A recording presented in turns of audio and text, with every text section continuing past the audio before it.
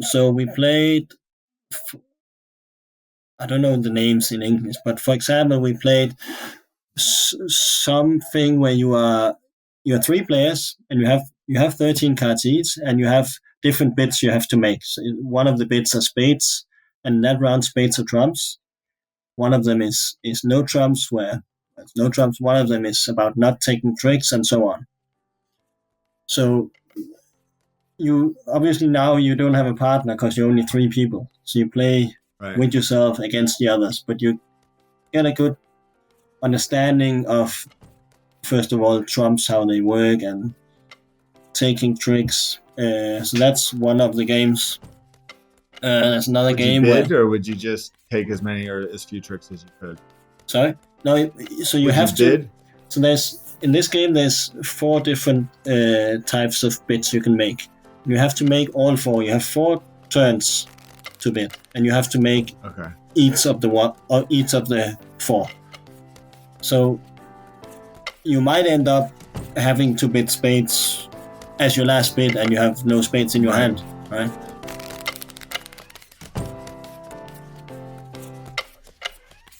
Hello, I am here with bridge superstar Dennis Bilde. I subscribe to Andrew Robson's daily bridge videos, Dennis, and you were the featured star on the Sunday special this week. Really? And he said, "Yes, I'll get you a link." Yeah. And he said that you are the best player in Denmark. Okay. Maybe that's not a. I mean, Well, that's great. I don't know. That's great. Denmark is quite big. I mean, we are almost maybe half the size of New York, so it's quite nice.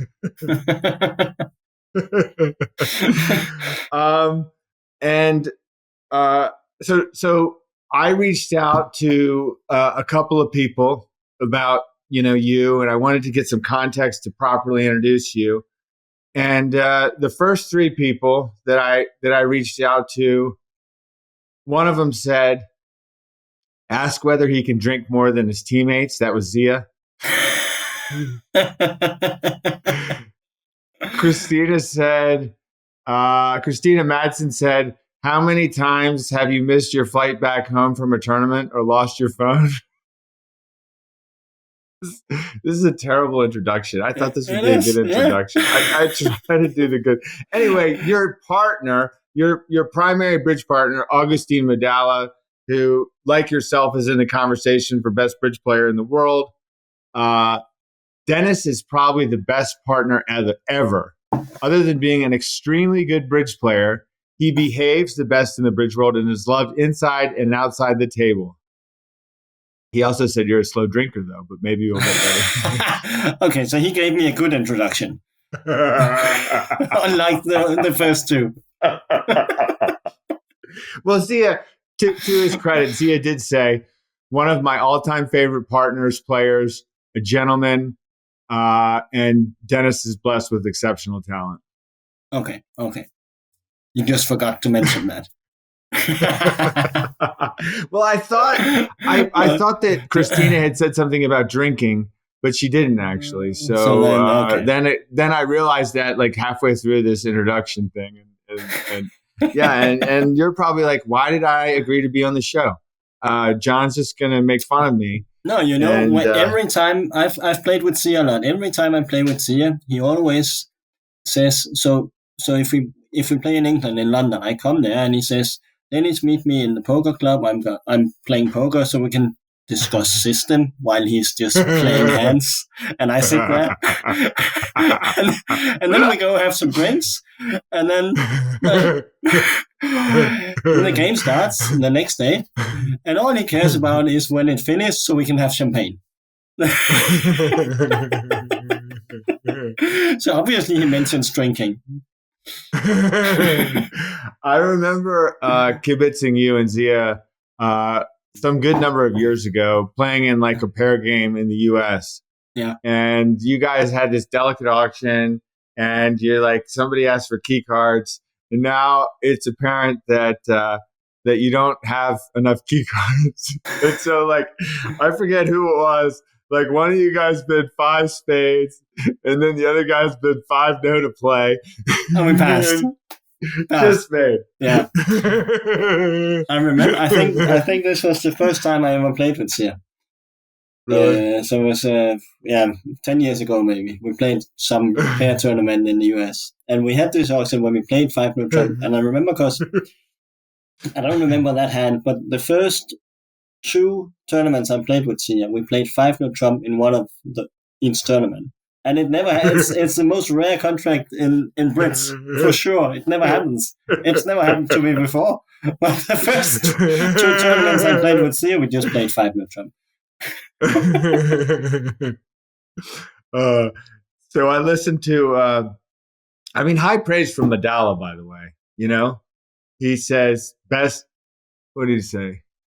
Best partner ever and extremely good player. That's nice of him. I wonder what he's trying to get. And meanwhile, Christina, how many times he missed a flight back home or lost his phone?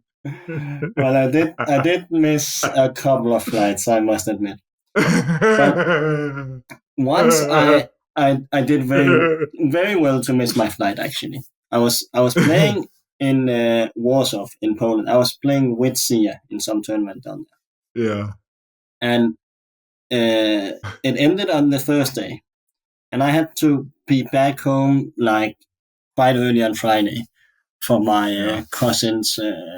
She finished her education, so she had like a party for that. Yeah. So I had to be back quite early on Friday. So I had to take a flight basically straight after the game on Thursday. So we finish the game and we go out for dinner. I can have like one piece of something, and then I take a taxi to the airport. I go in the taxi and I tell him, so I'm flying with Ryanair, I think I'm flying with, to here and there. And he says, okay, I'll take you to the airport. Go to the airport, and my boarding pass doesn't work. So apparently I'm at the wrong airport in Warsaw. And the other airport is like more than an hour in the opposite direction. There's no way that I can make my flight. So I'm like, okay, I'll check if there's an early flight next morning. And there's an early flight from that airport. Okay, so I leave my luggage at the airport hotel and I take a taxi back to the city where the rest of everybody is. Yeah. And we end up at a casino. And I spent all night at the casino and I win more money than the extra flight ticket cost and the hotel. and I make my flight back home. So what was your game? That was blackjack, I think.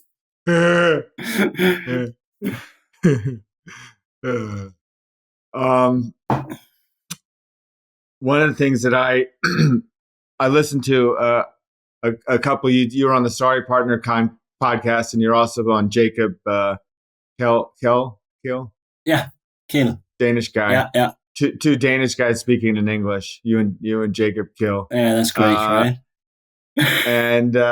And one of the things that was funny about Jacob's podcast is you won the Junior World Championships in 2008, playing on the Danish under-26 team, but which is great, obviously.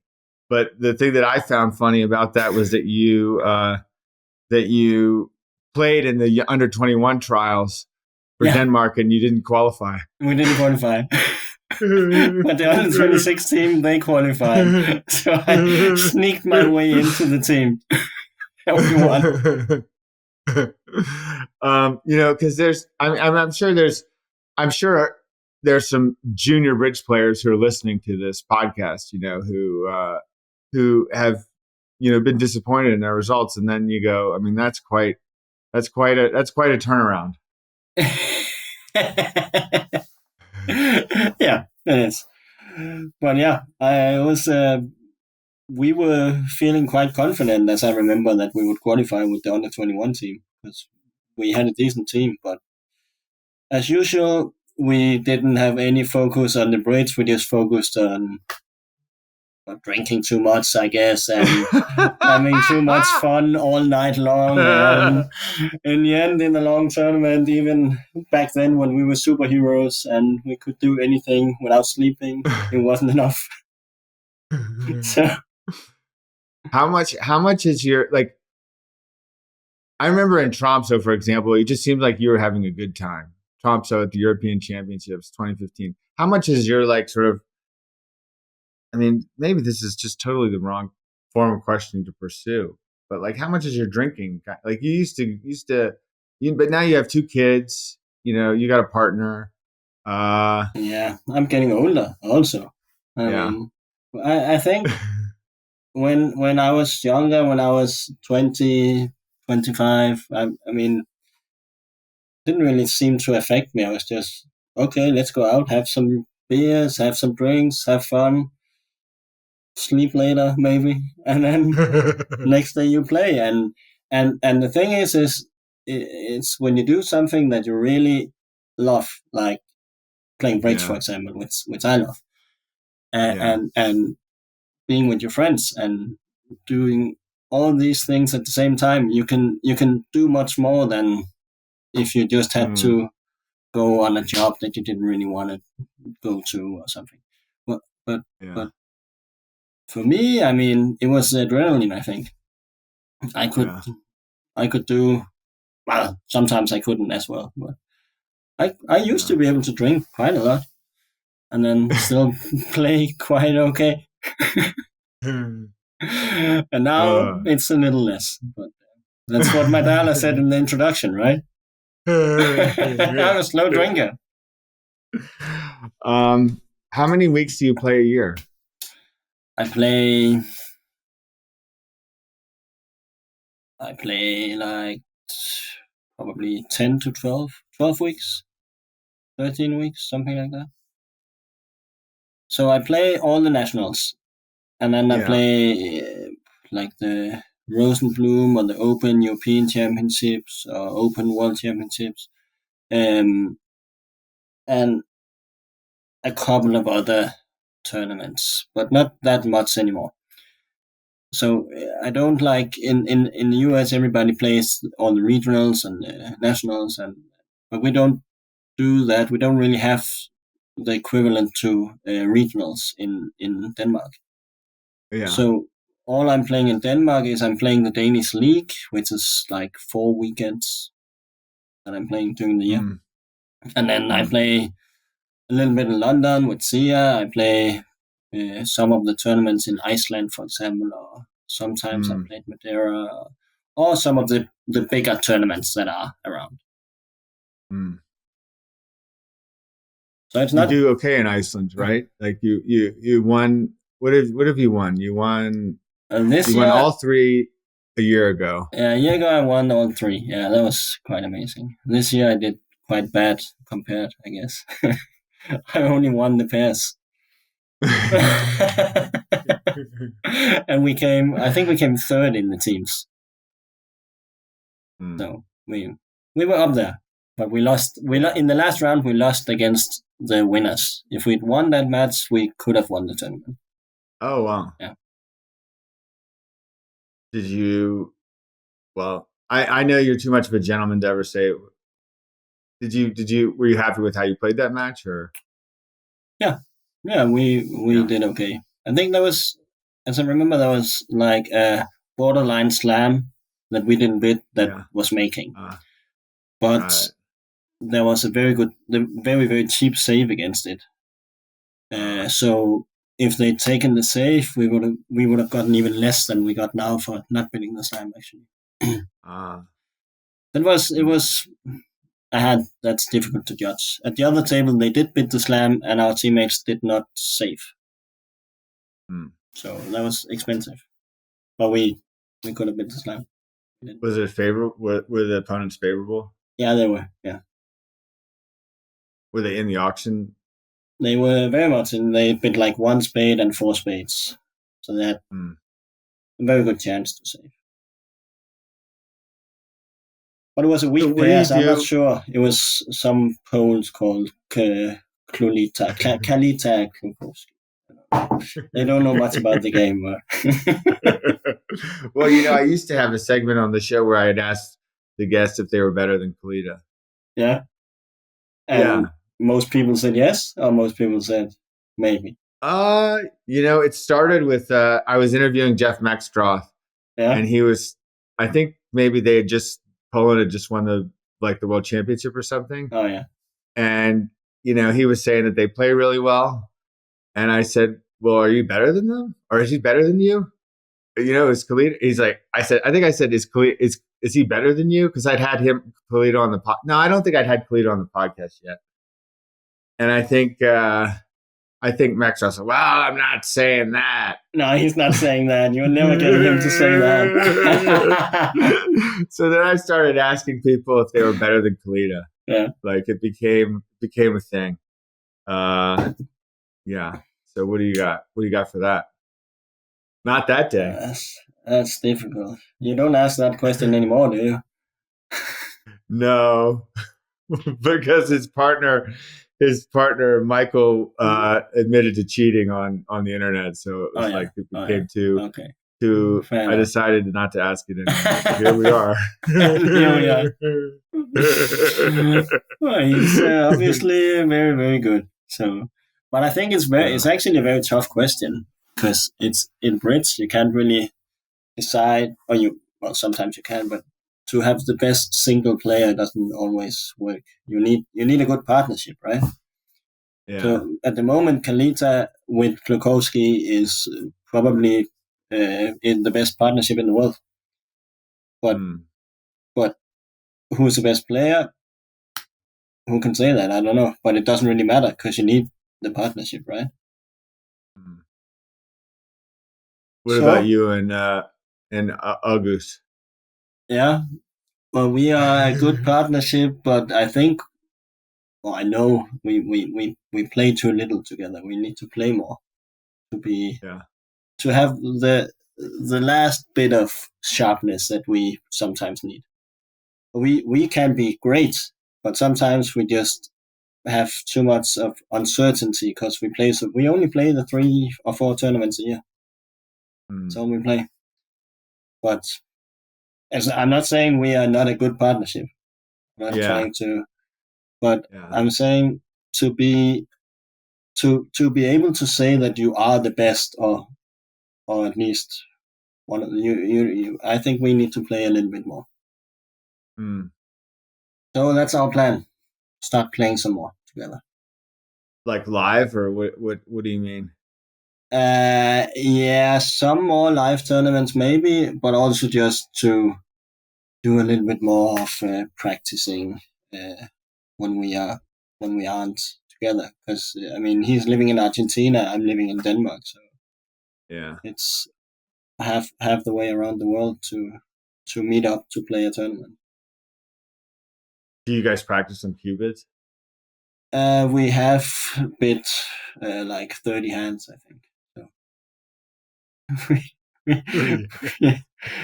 Not that much. No, we have been a bit lazy with that, but we played together for a long time, so we know a lot of what we do, but we just need to refreshen it a little bit more often, I think. Well, that's very candid of you to reveal that for everybody listening. Maybe that was. We could delete it if you want. No, that's fine. What do you think when I tell you that he said you're probably the best partner ever? I'm not sure if I can trust him. You see, because he might just want me to pay his next bar bill. I don't know. No, but it's something that many people say that I'm a good partner, and I think it has to do with mostly my attitude towards the game. That, for example, playing with Madala, he's not known for being the best partner, but he has much more emotion when he plays. So all his emotions they are showing like this. It's not like he's angry with me or angry with the whole world. Right. It just sometimes it looks that way because Yeah. he has all his emotions outside of his skin. He's South Mm. American, and and and on the other hand, on the complete other hand, I'm Scandinavian. I'm Danish, and we are just kind of, well, happy and smiling along. And I mean, to me, I'm just finding it enjoyable to play most times. Yeah. And I don't know why, but I don't get that frustrated at the table. Don't get me wrong. I really want to win when I'm sitting there. I really want to win. But if something goes wrong, you can see it instantly on Madala. And Mm. on me, you can probably not see anything. And it's just a different way to express the emotions there. Yeah. I don't know why. It's always been like that. I've just been enjoying most of my time at the bridge table. Too much to too much to spend my energy on being mad. How do you think you guys could be better? Like, can you speak more specifically about how you think you could be better? Well, we should practice. We actually agreed now that we should start to practice like once a week or once every second week, just to have kind of like a flow. Because Mm. sometimes if we meet up and we haven't played or seen each other for 3 months, you meet up and you have to get into the flow again, and Right. you kind of need to have that going for you, so the flow is not ending. Is there. You see a lot of the partnerships nowadays. For example, our teammates, the Rimsteads, Mikael and Ola, Yeah. they're playing all the time and they play together and they Right. spend time together. And we live in the opposite on the opposite side of the planet, and we play Yeah. 4 tournaments a year. So we need to just keep the flow in in the partnership. Don't have breaks for 3 months and then play again. what do you do when you're at home and you're not playing bridge? And you got two daughters, Now I partner. have 2 daughters. Yeah. Well, I spend. Now I'm training to run a marathon. Oh, really? Yeah. So not that I spend all my time doing that, but Right. I obviously I spend a lot of time with my family now. I have 2 daughters, who is the youngest one is 1, and the oldest is 2.5. And I spend a lot of time with my family, my friends. We have a house with a garden. I need to spend some time here to keep it a little bit. Being a stay-at-home dad when I'm home, I guess. But yeah, I started to play golf 3 years ago, and this year I haven't played a single round because I haven't found the time to do it. Yeah. So Yeah. I have a golf course 5 minutes from my house that I'm a member Oh, of, wow. and I should be Oh, able to wow. go there every day. And I Mm. probably could prioritize to go there more often, but I haven't been there Yeah. yet. It must be nice though to be home and just not like, you're like you were saying that when you're home, you're able to do kind of whatever you want, which Yeah, must be pretty cool. yeah, it is pretty cool. It's great. Um, who's your is your best friend a bridge player? Who are your best friends? Are they bridge players? Or are they And my best friend he's not a bridge player, no, yeah, but I have a lot of very close friends in the bridge game. Uh, I have, for example, Madala is a good friend of mine, yeah, which is obviously good when you're partnering him as well. The guy I play with in Denmark, Martin Charles, is a good friend of mine. yeah, Uh, I have a lot of yeah, I have a lot of close friends around in the bridge community. But when I'm home, I spend most of my time either with people who doesn't play a lot of bridge yeah, or bridge at all, or with my family. All my family plays bridge, so right. it's kind of hard to imagine you like in a non-bridge environment for Yeah, me, because whenever I see you, we're at a bridge tournament, and yeah, that's just like, and I love bridge tournaments. Like they're so much fun. There's all these. I mean, like Madala, for example. I'd never really spoken to him before until in Memphis last month, and we sat next to each other at this big dinner. yeah. And he's a great guy. He's a Like great I'd guy. never Yeah, talked to him, yeah, and he was talking about there was some view graph. People were watching some view graph that was going on in the Vanderbilt, and there was some slam swing that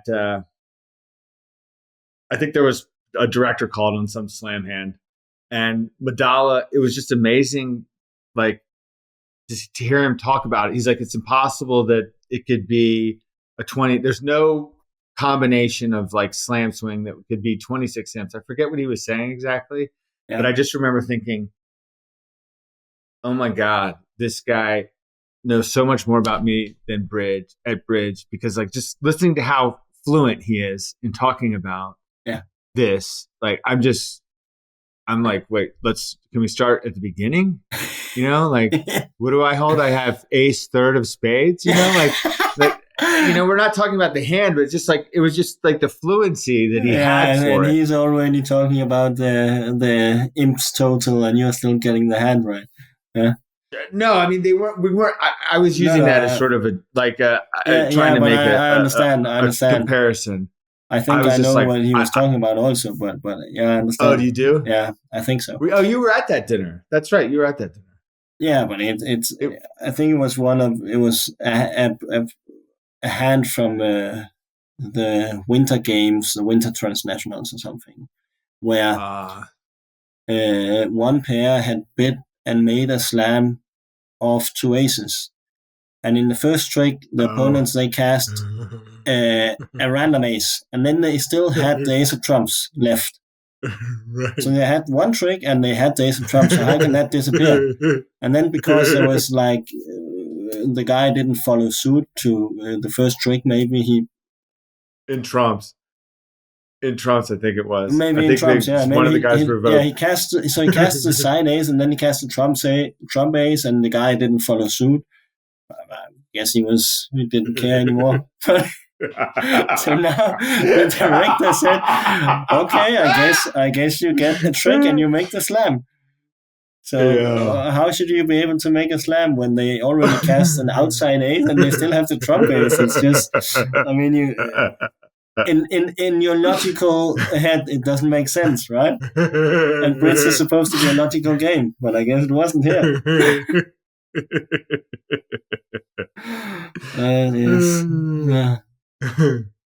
Anyway. Okay. I spoke to two other people who I haven't mentioned. So I'll go to Kor Galbach. Yeah. Dane used to come to all the nationals. Now he's got children too. Yeah. He's a professor at Fordham in New York. And I said, he said, ask him when Denmark will be back in the Bermuda Bowl again. I predict he'll say it depends on my return.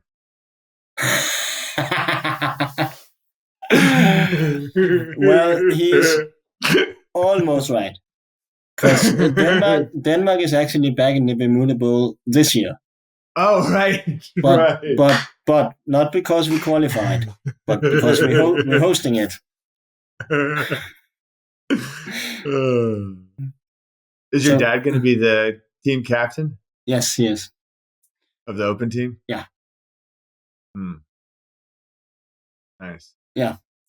But obviously you can tell Cole that we want him back. We need him back. Actually, when I won in 2008, you mentioned before that I won the World Championships of Juniors. Yeah. Then in that tournament, Cole was the captain. Okay. Or the coach. The coach and the captain. Right. I think he had a hard time making sure that we kept our bedtime and didn't drink alcohol or too much alcohol. It wasn't the easiest task. But you won. We won, yeah.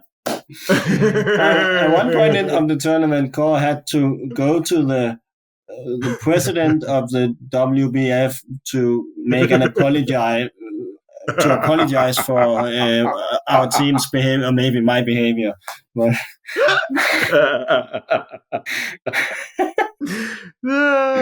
that's the funny thing. It's like, so you won the platinum pairs with Justin Law. Yeah. And you say on Jacob's podcast that you're great friends.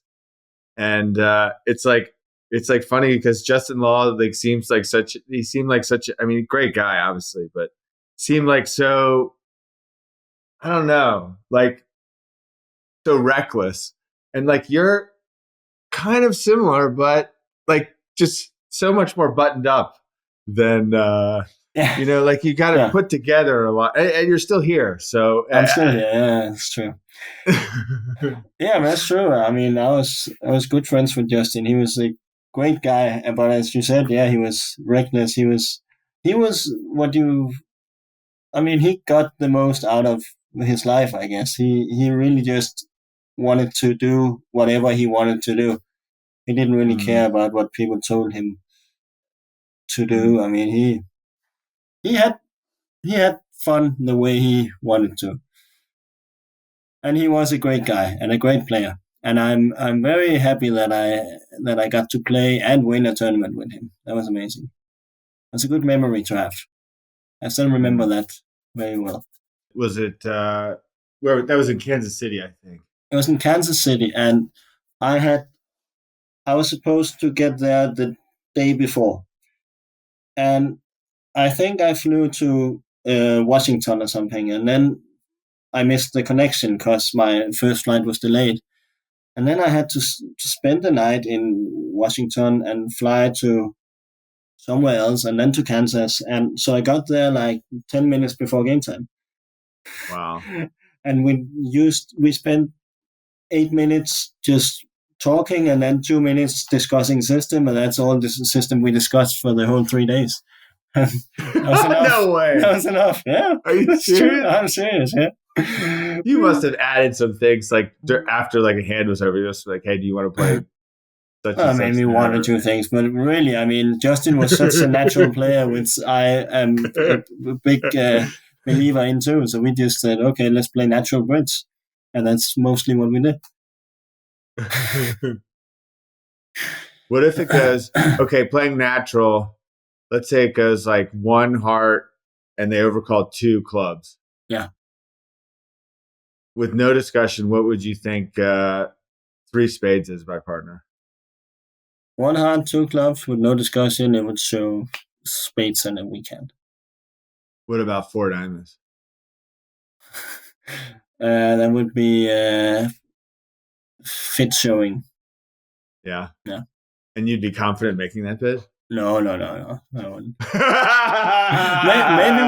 maybe with Justin I would, but with a random partner, no, I wouldn't. Because those things are also so dependent on the style of the player or the style of where that player is from, right? Some people would just play this as a splinter. Some people would play it as something else. To me, if I have a splinter, if they overcall, I can only splinter in their suit, and then I can show my suits otherwise. Yeah. And I think Justin was a big believer of if he bids something, that's what he has.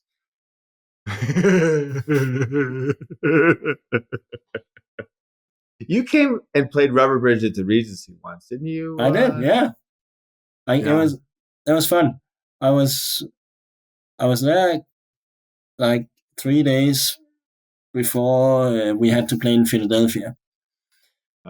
And Sia wrote me and said, come play rubber bridge. Okay, I'll try. So I go there, and Sia is there, and Joe Crew is there, and I don't remember if you were there the first day. You were there the second day for sure. Okay. But the first day, maybe you were there as well, and maybe Sam Lev is there. Yeah. So Joe, he does the money. So he asked me if I want to play $1 a point or $0.50 a point. And I've never played rubber bridge before. That sounds a little bit expensive, but okay, let's take $0.50 a point, right? So he's like, he does some calculations and he's like, oh, no, it doesn't add up. You have to play $1 a point. But we can stake you if you want.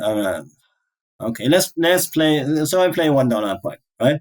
So we play for 3-4 hours and I win everything. I win all the rubbers almost.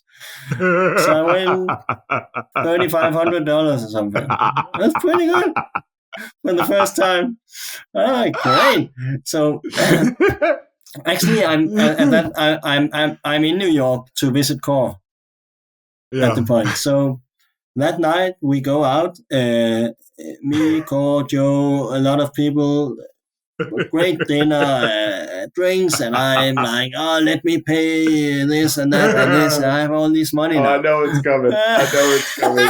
I know it's coming. So, okay, great. We have a great night, a very expensive night. So the next day, I walk back a little blurry-eyed, and Joe's there again and said, what do you want to play? $1, please. And I lose every game, and I lose all the money. So I'm about even for my rubber braids adventures.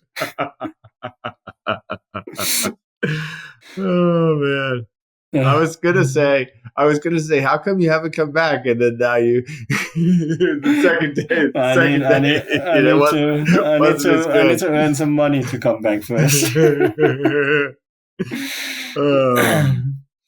But you're going to Nantucket with the team before Philadelphia. The Philadelphia tournament. We go to visit Larry. He has this new what do you call it, a holiday house or something, holiday home that he and his wife built last year or something.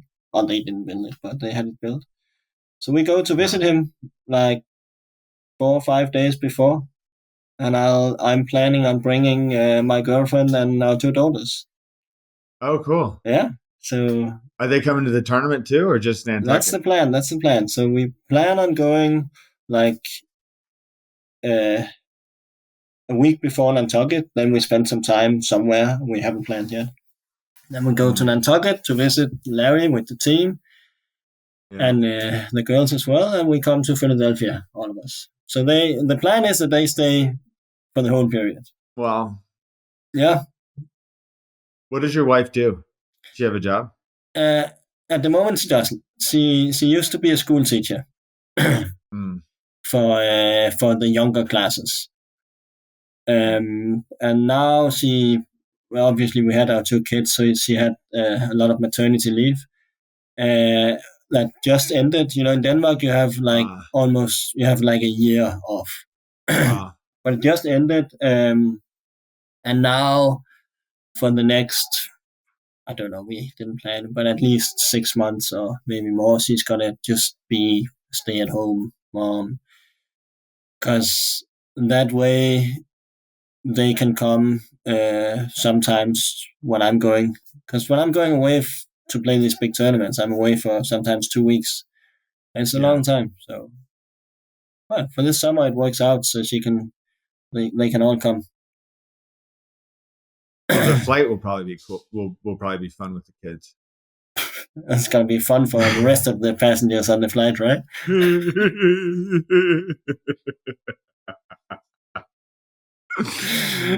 I don't know. We never traveled with a flight with Sasha, the youngest, but our oldest we did it a couple of times, and that worked great. She was just sleeping the whole time.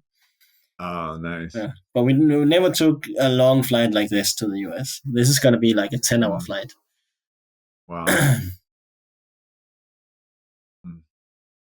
It's going to be interesting.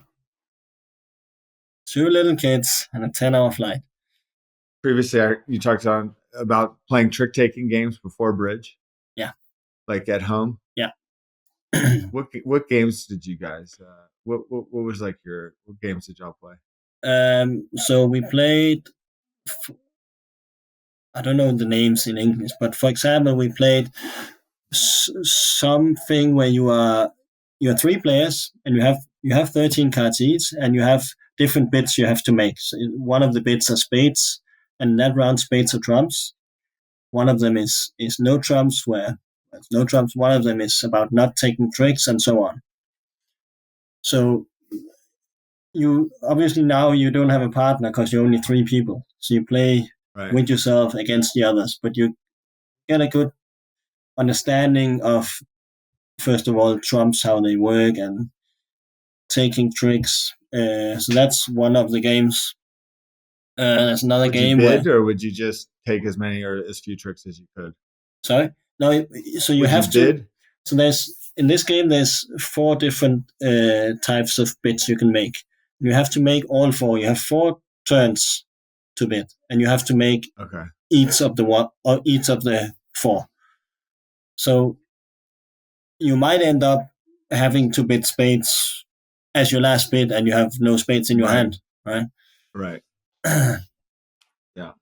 So 13 cards are just out of play, though.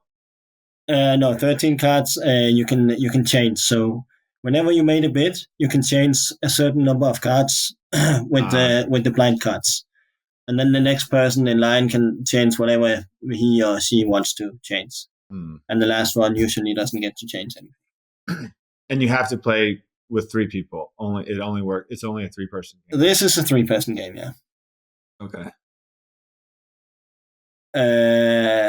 And there's another game where, in if you translate it directly, it's called matches. So you can be 3, 4, 5 players, and you start with 10 cards, and then you have to use matches and put it in your hand and hide it in the middle of the table. And when everybody put matches, and each match is the number of tricks you think you take. So if you have 3 matches, you think you take 3 tricks, and you have to take exactly 3 tricks then. And then you have 9 cards, 8 cards, 7 cards, down to 1, and then up to 10 again. That's confusing. Yeah. Well, there's a lot of great card games, and we used to play a lot of cards in when I was little in our house. We never played bridge, actually. We just played card games. And both your parents are strong bridge players. They were in the team that you won in Iceland. You and your dad won the Vanderbilt. They're very good. They played on the Danish national team for many years. My mom, she came 3rd in the Venice Cup in 2000 when I was 10 years old. And then I started when I was 11. I started to play. I couldn't believe it when you said on one of these podcasts that your mom doesn't know how to do a squeeze. It's true. See, I mean, sometimes she randomly will make a squeeze, so she can do like a very, very super simple squeeze, but he doesn't really. I mean, and honestly, how often do you make a squeeze? You never make squeezes, right? It's a nice word to say if you have to sound clever about bridge. Yeah, I know all these things. I can make squeezes.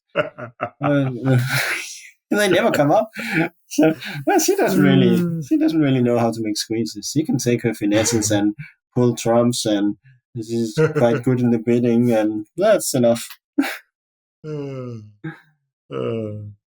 Oh man. Your dad is the 5th person I talked to. He asked me to ask you about bridge and family. Yeah. With your family, like how you balance kind of like, obviously your wife's not going to take a job for the time being, so she can travel with you some. Yeah. So well, it's tough because obviously it's easy when I'm at home, because all the time I'm at home we can be as flexible as we want. We can do more or less whatever we want. When I'm away, she has to deal with both of the kids on her own. So it's tough. It's a tough job. I mean, I've only tried to have them on my own for 2 days in a row, and that's difficult. It's great. You love it. You are in love with being around your kids. But sometimes you also just want to sleep a little. Maybe. So when she has to be alone with them for 12 days. It's tough on her. But well, she's great. She does it. She's great, and she has, well, her parents live quite close to us, and my parents does. So we have a lot of possibilities to get extra hands when we need to. When you come, so your dad. Sorry. And after I became a dad, I really experienced that when I'm away, I look forward to coming home much more. So during the tournament, I much more think of, okay, there's 3 days and then I can go home to see my kids again. So I really miss them more and more as the tournament comes along. And even though, I mean, I love being there, I love playing the tournaments, especially if I'm in the main tournament still, right? But it's just you miss these little creatures that you've made, and then you come home and they are devils again, and you're like, okay, when is my next trip? But you really miss them, and it's been the best way to deal with jet lag for me to have kids, because before you would come home and you were jet lagged and you slept. Sometimes you couldn't sleep during the night. You slept all day. And now you come home, you have kids. You have to be up all day whenever they are up, and you have to sleep a little bit at night. So that's just what you have to do. There's nothing you can do about it. So jet lag is just history now. I was telling you before we started recording that my sister has a 2.5-year-old that they're potty training. How's the potty training going with the older one? It's we're training. She didn't completely get rid of the diaper yet, but actually on Thursday we have the Easter holidays. And they're going to be home for, they have like 10 days at home. Oh, wow. So we will get rid of the diaper in those 10 days. That's the plan. We got the pacifier we got rid of like 3 weeks ago. And that's great. She did that great. But we just thought, don't do both at the same time. Only one of those big life-changing things. Once. So, a lot of the people that listen to this podcast are tournament players, and so they know you and they know your dad, Morten Bilde, who I've interviewed previously on this podcast. They know that he comes to a lot of the tournaments and he plays professionally as well. And, arguably your biggest win was the Vanderbilt in 2013 playing with your dad. Yeah. But my question is, when you and your dad are both at a tournament in the U.S., do you share a room? We used to when we played together as partners. Yeah. But we don't do it anymore. Now he usually has Airbnb somewhere with his team, so they all stay there. So I share a room with Alon Bierman usually. Oh, okay. Yeah, he's the one. He books the hotel. He does everything, and I just have to meet him there. That's great. It's a good deal for me. You pay half, right? I pay half, yeah. Oh, that's interesting. I wouldn't have expected that you and Alon would share a room. No? Why not? I don't know. I mean, I just, no, I like Alon very much. I just... You're one of the few. No, that's cool. No. No, we did that for many years. Yeah. I think... How did that start? How did that start? That's so many years. I don't remember. Maybe we do. I mean, we've known each other for more than 20 years. Since juniors, we are almost the same age. So we played juniors for many years, since I was 13 or something, 14. And we've just been good friends. And that's cool, man. I think that's really cool. I guess when we just started to come to the nationals, both of us, it just happened that we share a room. Sometimes it's nice, to not share a room with your partner. because you spend a Yeah, lot of sure. time with your partner, and Yeah. sometimes you just need to Yeah. talk to someone else about all your partner's stupid mistakes. How much Brits do you two talk? Not that much. You and Alon. We talk a little bit, not that much, but we sometimes. I mean, a lot of the time we play the same hands, so we talk a little bit. Yeah. He doesn't have children, does he?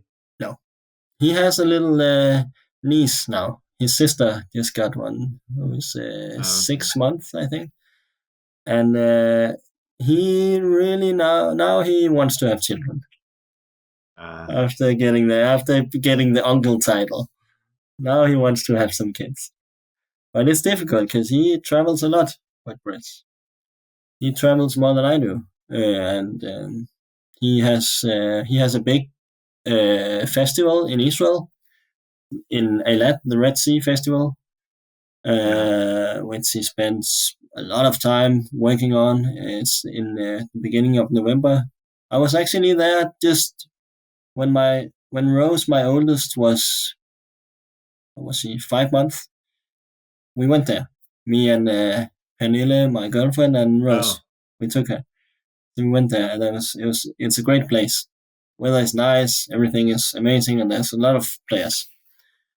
And it's a great venue, so I would recommend it. But he organizes that. His father used to organize it for 25 years. Sadly, he passed away, but now Alon took over, so he's in charge of that. That's a lot of organizing. Does he live there? He lives in Tel Aviv, and this is in Eilat, so it's in Israel. Right? Yeah, I was just thinking, like it's really cool that you and your dad both come to these tournaments, and that you have that bond together. Yeah, and my brother, he's coming to many of them as well now. Yeah, I often mistake him for you. Like I see him. Yeah, people do that across the room, and I'm like, oh no, that's not. The first time I got so offended. I mean, what the fuck are you talking about? I look much nicer than him, and what are you talking about? But okay, I see now that we look kind of similar. I'm a little bit taller than him, so. If you look at both of you like straight on, you don't really look that much alike. But like you're from a distance, from a distance, from a side and a distance. And I used to say, and I used to always say that you can see it on the hair because Søren he lacks some hair up here. But then I started to see some pictures of myself. And I don't know if I should reveal it, but I like a little hair up here too. Okay. I think you're pretty good. Your hair is very short. Yeah. Your hair is very short. Yeah. My the one who cuts my hair, she tells me, Dennis, it's not like you don't have any hair. It's just very light up there, so you can't really see it. Like, thank you very much.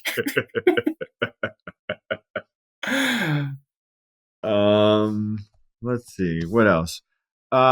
You're a jokester. I think it's fair to say that you've got like a playful sense of humor. Yeah, I do.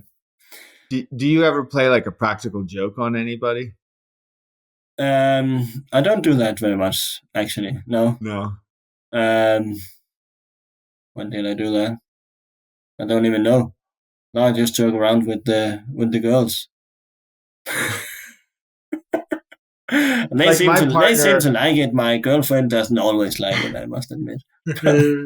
What did she get mad at you when you joke around with your daughters about? Well, for example, now when we sit at the table and we eat a meal, my youngest, who's now 1, she has this thing where she takes the spoon or the whatever she has to eat with in her mouth, and then she sits with it in her mouth like, and then the oldest one follows up, and then I do the same, and I'm like, and like, no, don't teach them that. Don't teach them that. Teach them that they can't do that. I can't help it. It's the cutest thing you've ever seen, and then. How did you meet? I'm going to call her Penny because I can't quite say okay, that's fine. Pernille is her name, but it's difficult. Pernille, okay. How did you two meet? We met. It was around when COVID was there. It was like 5 years ago. Um, and actually, one of my friends he called me on FaceTime, and I was playing some bridge game there. So after the game, I called him back and he said, "Hey Dennis, what's up? Uh, you called me? Yeah, I'm at this party. Okay, I have a date for you. Oh, great." So he took his phone, and then a girl at this party had her phone where she had called No Pernille. way. So he No called me and way. she had called Pernille. And he Wow. did like this. So we Wow. FaceTimed each other through several phones. Wow. And she was sitting at home. It was a Saturday night, and she was sitting at home just relaxing, watching TV. And hey, nice to meet you. And I was there. Hey, nice to meet you. What do you want to talk about? I don't know. So at this party that my friend was at, all of a sudden this other girl named Rikke, she stood up and she just shouted, "Does anybody know any nice single guy around 30 or something? Oh my Because I have my gosh. girlfriend, she needs someone." And Oh Casper, my my gosh. friend, is like, "Yeah, I know someone. Let's call them." Is it Casper the bridge player? No, it's Casper. He's actually my best friend outside of Brits. Uh, So yeah, we talked to each other for a little bit there, and I got her phone number, and then 1 week later we met. wow. And so she's from kind of near where you're from too, right? Yeah, cheers. Because her parents live near you and your parents, Yeah, or your parents live near your yeah, parents. yeah. So we're from the same area, more or less. Wow. That was great. And then That's an amazing we story. met up, and then there was all this COVID lockdown all of a sudden, so we had to spend a lot of time together. We couldn't really see people, right? And so it felt like when we'd known each other for 4 months, it felt like we'd known each other for 5 years Mm, because you spend every day together almost. mm. So yeah, Does yeah. she speak English as well as you do? Well, she does. She does it a little more British English. Ah. Yeah, yeah, but it sounds better when she speaks English than when I do. What percentage of the time you think you speak English? Me at home? Like in the time that you're speaking? No, just in your life in general. What percentage of the time you think you speak English? All the time that I'm playing bridge, I speak English. So I don't know. Maybe I speak English 20, not 20%, less, but 15 to 20%. I think 20%. Yeah, like that's amazing. That's the only way that I know you as an English speaker, and like so much more of your life is spent speaking Danish, which I would not understand. Yeah, You know, and it's funny because you kind of feel like uh, another.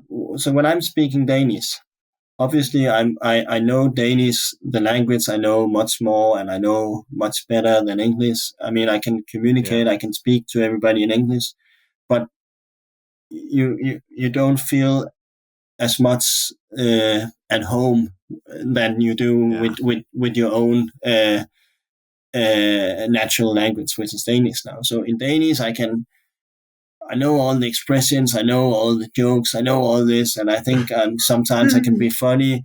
And in English, it's a bit difficult because you need to learn the other language, then you need to learn the expressions and the humor and all these things. It's not quite the same. But that being said, I've in Denmark we do learn to speak English quite early. So I think nowadays they learn it in first grade in school, actually. yeah. I mean, your fluency is. I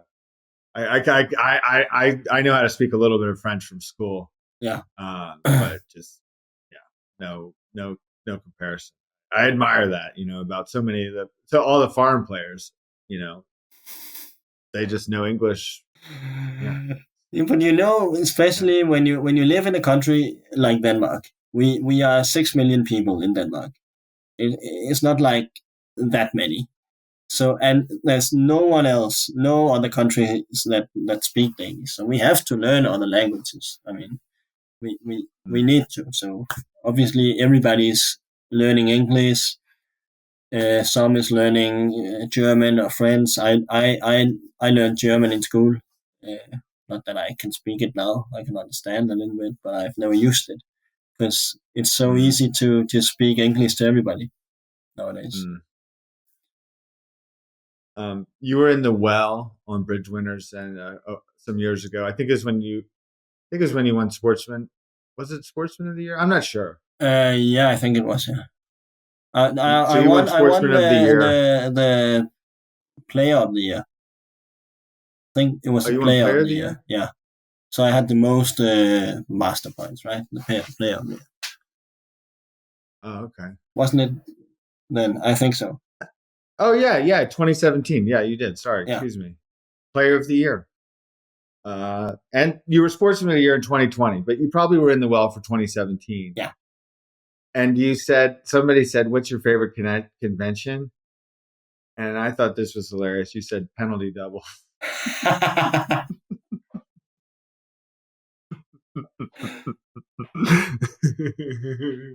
and that was a rare convention for me at the time because in 2017 I played on the Lavazza team.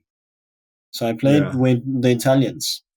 And if yeah. there's one word that they don't speak in Italy, it's penalty doubles. They don't know what it means. It's like penalty. I don't know what penalty is. It's take out, cats, take out. So, so that was a rarity in these days. Now it's well, still I play a lot of. I'm I'm formed by the Italians, so I play a lot of takeout doubles. But we have the odd penalty double now and again. What was playing on the Lavazza team like? It was great. I played there for 5 6 years, I think.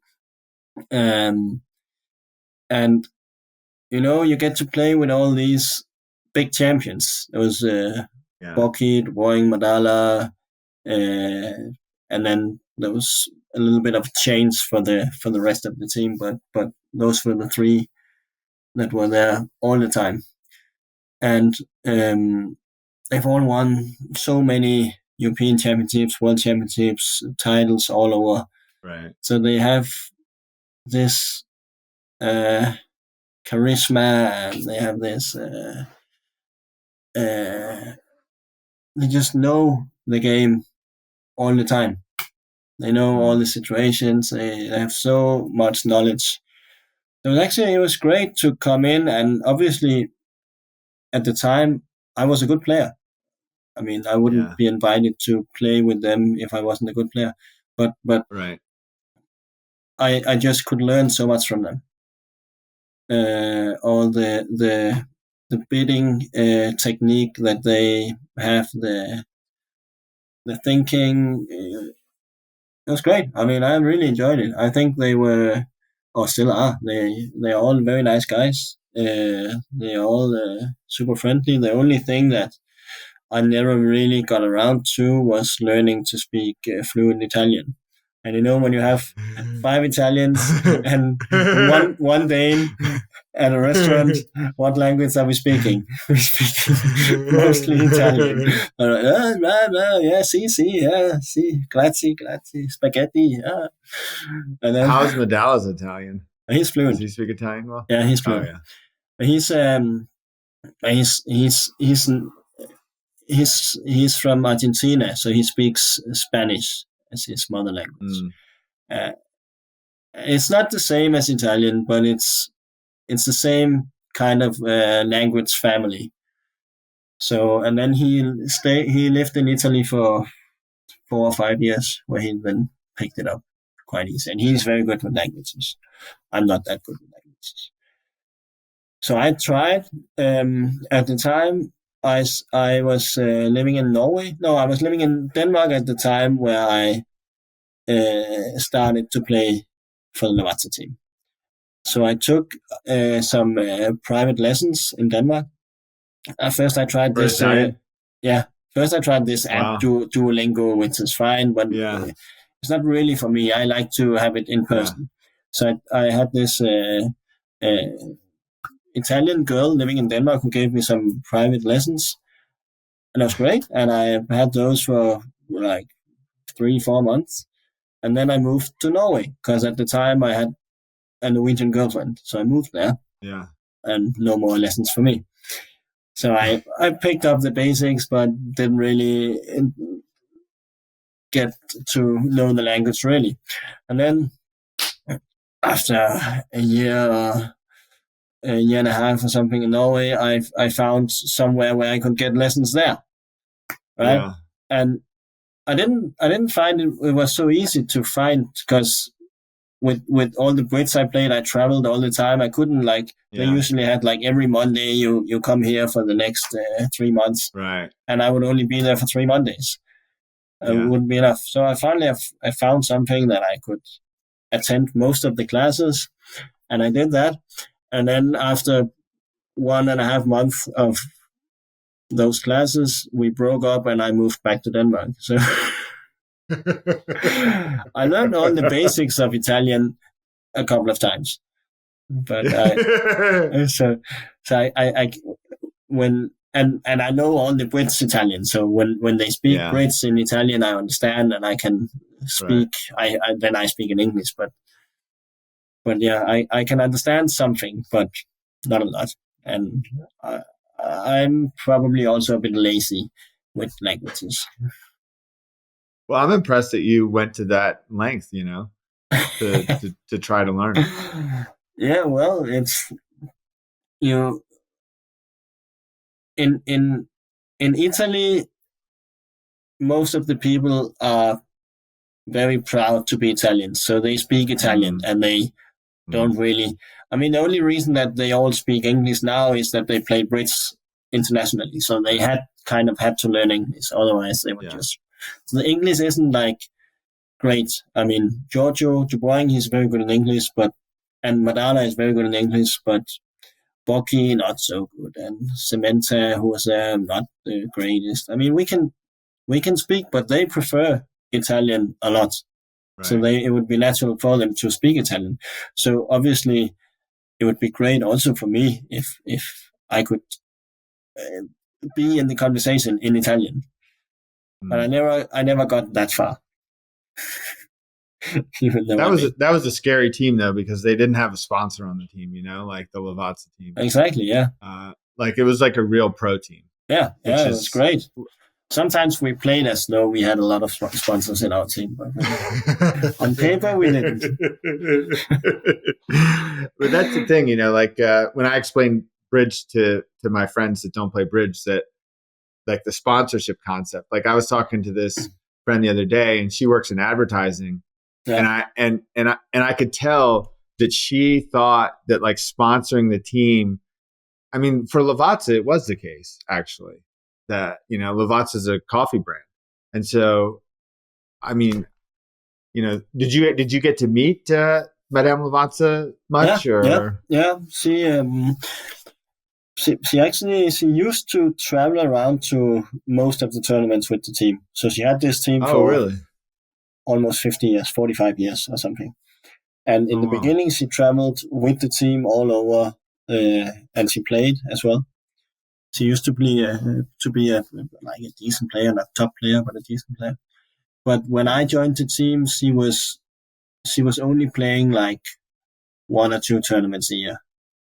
In Biarritz in France. She played a little bit there. Mostly she didn't play. She came along for some of the tournaments, but when we played in the US, she never came. But she was terrific, and every year at Christmas time they had this big Christmas dinner at their place in Turin. So it was Maria Teresa and the whole family. I mean, her son and grandkids and everybody was there in their house, and it was great. They were all very, very nice people. Yeah, I could see wanting to learn Italian for like moments like that for sure. Yeah. You're on the team and you're coming to their house for Christmas.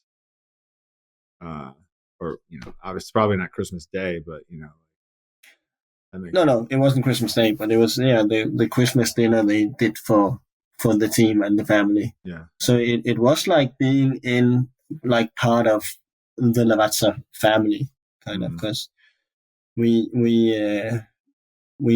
did spend a lot of time together, where she also would come and either her son or daughter-in-law would come and play sometimes as well. Does Lavazza make a Danish coffee? They did buy a Danish coffee brand while I was on the team, Merrill. But we have Lavazza in Denmark, and then they bought one of the biggest Danish coffee brands while I was on the team. And actually, that was great, because when I started on the team, we had like a yearly salary, and then they bought this coffee brand, and they said, "Oh, Dennis, now you pay so much in tax in Denmark. It's amazing. We have to pay you more." Thank you. That's great. Because half of it goes to tax. But you didn't really hear my question properly. No, maybe I didn't. Do they make a Danish coffee? Ah.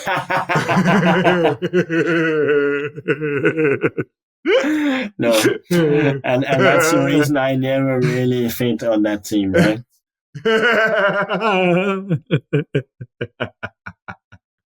They don't make a proper Danish coffee. No.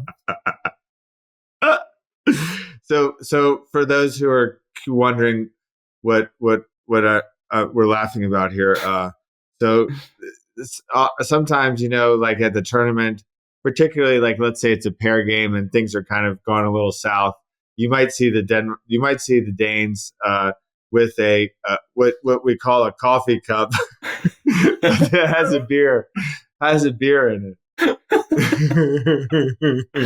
Which that's a Danish coffee in our parlance. Because you're not really allowed to have beers at the table, right?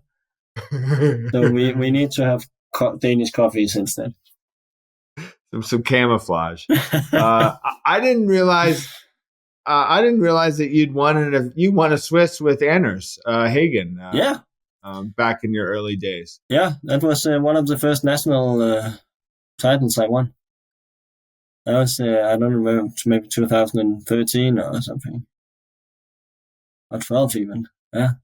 I think it was 12. Yeah, 12. I think it was San Francisco. It was San Francisco. Yeah, that was 2012. Yeah.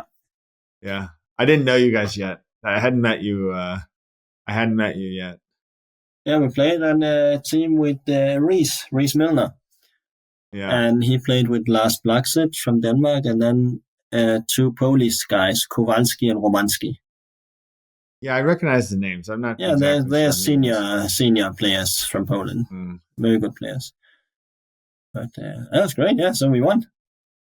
Very amazing. And Anders he even had to leave before we finished. He had to leave like with 3 matches to go. Oh, really? Yeah, because he booked the flight there. He didn't expect us to go that far, I guess. So he booked the flight, so I had to play in the last 3 matches with Lars Blackset. Oh, okay. Which was fine, yeah. It was good enough. It was good enough, yeah. You played on the Danish team with Lars for... yeah, we played for a couple of years in Denmark, yeah. I know his brother Knut better. I don't know Lars that well. Yeah. I know who Lars is, but I know I've played with Knut. I think I played on a team. Yeah, you might have. Yeah, they're both great players and very nice guys to hang out with. Are you playing with? How can I know? You're playing with Martin in the Bermuda Bowl. Yeah, I'm playing with Martin, and the rest of our team is going to be Kasper Konov and Michael Asgard, and then Christian Lahmann and Andreas Playdrup. Oh, okay. Yeah. Is Andrea the guy who plays on your dad's team sometimes? Yes, exactly. The tall guy? Well, he's not. No, the tall guy is Ekenberg, I think. Isn't it? Simon Ekenberg. Isn't Andrea kind of tall? Like tall and thin? I know Simon. I know Simon. Okay, well. okay, yeah, well, okay. Yeah, he's kind of tall. He's maybe about my size. Maybe I'm not. Maybe he's not the person I think he is. But he is the person who played on my dad's team for many years. So he probably is the person. So Larman's on the team. Larman is on the Danish team, yeah. He's good. He's got a lot of game. He's got a lot of talent, yeah. He's got a lot of talent. Now he just needs to get rid of all his junior habits, as we all had to. But yeah, he's good. He's a big talent. He's going to become a very good player. So it's going to be interesting because we have Andreas. He's 28, 29, and Christian is like 21 or 2, maybe, I don't know. But they're two very young players, so it's great to have some youngsters coming in. And then I'm 35, and my partner Martin he's 41, so we have quite a young team. So it's going to be exciting, and we play on our home turf in Denmark. And let's see. Maybe it'll be like the Junior World Championship in 2008. Yeah, maybe we need to call the core to ask him to come and save us and be our coach. But you didn't qualify in the trials, but then you're in the event. But this time, what would it be like? This time we didn't qualify from the Europeans. We didn't qualify to the World Championships. But then after that, Denmark just decided to host the tournament. That's the only way we could qualify. So maybe the story just goes again. I mean, we don't qualify and then we go there and we win. How quickly did it take you to realize that when Denmark was hosting the tournament that you got to play? Less than 1 second. Yeah. I knew that because I'm basically the only full-time professional player in Denmark. And as Robson said and if Robson says it, then I'm okay with it. He said I'm the best player in Denmark, right? No, so if I have a good partnership in Denmark, which I do now with Martin, there's no question I'm going to be on the team. So I knew that. Everybody knew that. We were going to be on the team. It was only a question of if we should have the youngsters coming or we should wait a little bit. But I think they're ready. It's going to be exciting. Yeah, I played against Larman in the last set of the mixed Swiss in 2023, which we won. Yeah. And we were in first place and they were in second place. Oh. And I remember like the day before he'd bid, his partner had opened like a week 2 and it was our hand. And now he bids like 3-no trump with like a 6-5 Yarborough. And I don't remember. I think it was equal white. And like he goes down 3 or something like that, and we don't double him. And I just remember after the hand, like just being like completely in awe of the fact that he had bid 3-no trump with this like nothing. And he's like, "Yeah, I figured you guys could make like 3 spades or something, or 3 hearts or whatever it was." And I figured, it was like, and it just was like, it was kind of like Medalla, like when he was talking about the imps, where I'm just like, how do you even see that? And And so that was on the first day, and then we played him again in the last match on the second day, and I was like, no, I'm not so happy to be playing against this little genius here. But it was a 7-board match, and after the 5th board, I was like, okay, we won. So that was sweet.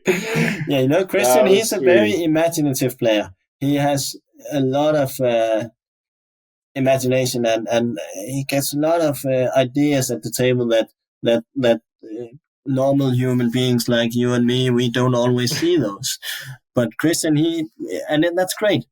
So he needs to learn when the ideas are actually good, because many of them are great, but sometimes it's better to just play old fashioned, right? Yeah. So that's where the experience comes in. That's what all young players nowadays, they psych left and right, and they have all these great ideas, and now and then when they have the experience and grow older, they need to learn when to use the ideas, because they're great, and it's great in bridge to have imagination, because you have many more possibilities in a lot of different situations. But it's a complex game. I played with Daniel Tivland for 2 days in Memphis. Yeah.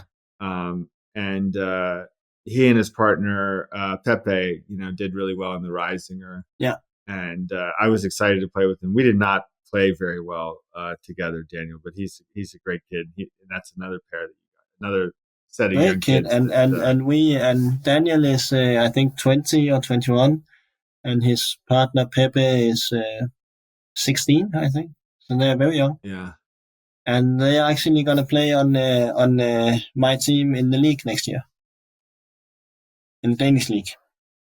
So that's going to be interesting. But they're great. They're good players and great kids.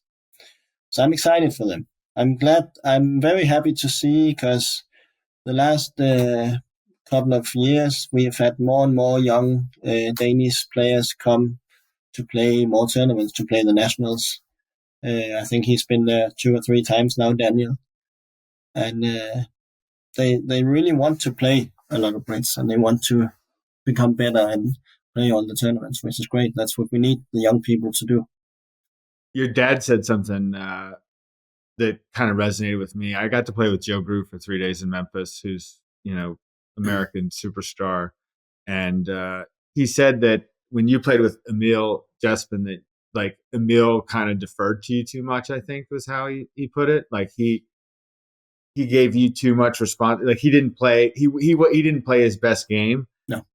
And I realized that, like with Joe, like I felt a lot of pressure not to make a mistake, because I'm getting to play with this great player who I don't get to play with, somebody like with his ability so much. And I think I kind of didn't play my best game. No, but it's very difficult if you sit down 2 players, and for example you and Joe, you play with one that he's much better than you. I mean, he's one of the best players in the world, right? So he's much better than you. And it's difficult for you to have the same self-confidence about your game playing with him as if you play with your regular partner or someone that you feel you are equivalent with, right? Yeah. It's super difficult. And I think that sometimes that happened to me and Emil, even though Emil was a great and still is a great player. But yeah, he just lost his self-confidence a little bit. And whenever he played with his self-confidence, he played great. I mean, he was as good as me, basically.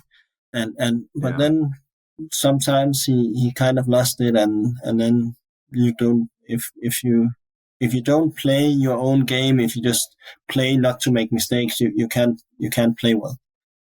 Yeah, it's funny how that is, like you'd think like you're really, you expect to do well when you play with somebody like that, for me at least. And and we were really bad. Like we played 6 sessions of match points.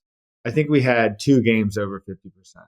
Yeah, and if you played with yourself, you might have probably have gotten better scores, right? Yeah, for sure. But then we beat him in the Vanderbilt, so that was cool. Okay. So actually, it wasn't because he was a great player. It was just because he was a bad player. Amazing. Yeah, that's true. I remember that. It was the first round of the Vanderbilt, right? Yeah. Yeah. Yeah. He wasn't too thrilled about that. I gotta tell you another Vanderbilt story. The only reason I'm telling you this is because it's funny about. So we played your team in the Vanderbilt in New Orleans in 2024 in the round of 32. We played the Leibovitz team, and Zach Grossack was still on your team. Was it 2024? No, 2023. Yeah. We played you guys in New Orleans. And so Zach Grossack was on your team. You're on Larry Leibovitz's team. Very strong team. And I see Zach that morning before the match, like in the hallway. And I say to him, I don't know if I've ever told you this. That's why I'm telling this story. I see Zach in the hallway and I go, big day today. And he goes, not for me. And that's the time you beat us, wasn't it? Yeah, that's the time we beat you. Well, then you're right. It was a much bigger day for you than it was for him. I mean, it wasn't a good day for him. Well, he just had one of those days where he was going to lose a match. That wasn't a big day. How much more important to you is the Vanderbilt or the Spin Gold, like versus the other events at the tournament? Like how? It's you can't really compare it. I think to me, the Vanderbilt or the Spin Gold or whatever, it's the Soloway or the Rising Art. That's the main tournaments. That's where you want to be when you play at the level that I do or want to do at least. Then that's where you want to be. If you lose that, it's like, okay, I'm ready to go home now. I mean, obviously, then when we play the Swiss in the end, we still prefer to win that because it's no matter what you play, it's more fun when you do well. But it's winning that. We've won that a couple of times with the Leibovitz team, but the feeling isn't the same at all. If you win one of the big events, I've won the Vanderbilt once and the Risinger, but if you win the big events, you have this like amazing feeling that you accomplished something great, which it really is. Right. It's great because it's so difficult to win these events. Even if you are the best team in the world, in the history, you're not going to win a lot of these because you need to beat a lot of other very strong teams, right? And you need to win like 6 matches in a row. It's super difficult because there's so many great teams now. How does winning the Vanderbilt compare to? Sorry, start again. Someone just called me, so I lost you. How does winning the Vanderbilt? How does winning the Vanderbilt compare to winning the Rising? It's when I won the Vanderbilt in 2013, playing four-handed. It was amazing because we first of all we had to play bridge all the boards for 7 days. Right. The Risinger, even though the Risinger is very tough, it's just 3 days, right? So 7 days is more than twice as much. So the feeling was amazing. Also because at that time we were underdogs in a lot of our matches, and we came out on top, and we had this great comeback against the Zimmerman team when we were down by 8 games at halftime, and we came back, and it was sensational. Like we couldn't believe it. So that was just amazing. Winning the Risinger was great. But I think my feeling was I was a bit more high on winning the Vanderbilt.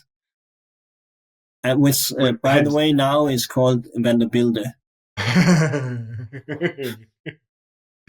When you came back, so you were down 80 imps at the half to the Zimmerman team, or Monaco they were called. Yeah, we were down something Zimmerman... like 96 to 15. It was complete 96 to 13, I think. Had Zimmerman played? Was Zimmerman did he play the third or fourth quarter? Zimmerman played the third, and we picked up a little bit, and then we were down 65. And in the fourth quarter, we just had to play in the best team in the world at that point. It was Helge Mohelnes and Fantoni Nunes. And we just had to pick up 65. Wow. So we picked up almost everything. We picked up like 60. Yeah. And then there was an appeal from one of the earlier rounds when Ryan Bean played against Helge Mohelnes. And we had to wait for that to get decided. So we didn't know if we'd won or not. So at 4:00 in the morning, we finally got the message that we'd won the appeal and we'd won the match. So, wow. And that was a round of 8. And then in the quarterfinal, the semifinal, and the final, I mean, after a comeback like that, you just feel like you cannot lose anything anymore. So, and we couldn't. We just... In the final, we played Team Segurin with Jordan Bass and Van Poyen and Fahes. And they had won every single match by at least 100 imps. All the way through. And here came we, like 4 nobodies. Ryan Sabine, people knew, but me and my dad, 4-handed, right? And we were just leading the whole way through. We lost the lead with like 5 boards to go, but then we retook it. That was great. What an experience. That was the biggest you were experience. Playing with your dad too, it was his first national too, wasn't it? It was, I think it was, yeah. Sounds like this is a good time to wrap it up. Thank you so much for doing this. I had to reschedule twice. Once I overslept. So we got it done this time. It's been a lot of fun. Well, you did well to get up this morning. I set 3 alarms. And I went to bed I planned my whole evening around oversleeping. It's just, Well, it was great. Thank you for having me. It was a pleasure thank you. to speak to you and be a part of this. So I'm looking forward to listen to it. And to see you in, when will I see you in Philadelphia, at least? Or maybe in Poznan? Yeah, well, I might see you in Poznan. I don't have definitive plans yet, but I'd like to be there. Okay. Sounds good. Yeah. Thank you. All right. Thank you.